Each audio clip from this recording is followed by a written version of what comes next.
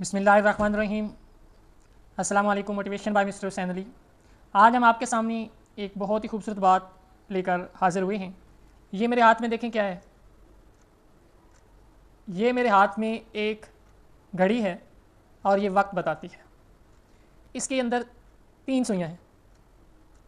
एक ऐसी सुई आपको नज़र आ रही है जो बहुत ज़्यादा मेहनत करती है, लेकिन उसका शुमार बिल्कुल नहीं होता। जैसा कि ये सुई एक सेकंड बताने वाली सुई है।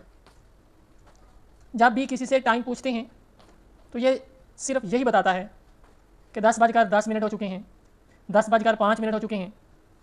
कभी ये नहीं कहता कि 10 बजने में 5 सेकंड बाकी हैं।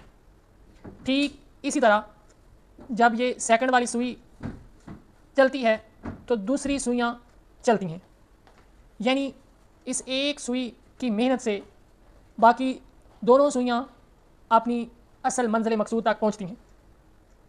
इसी तरह हमारी ज़िंदगी में कुछ लोग मौजूद होते हैं जो बज़ाहिर तो नज़र नहीं आ रही होती उनकी मेहनत, लेकिन उनकी वजह से हमें मज़ीद बेहतरी और हमारी ज़िंदगी में उनका बहुत ही अहम किरदार होता है।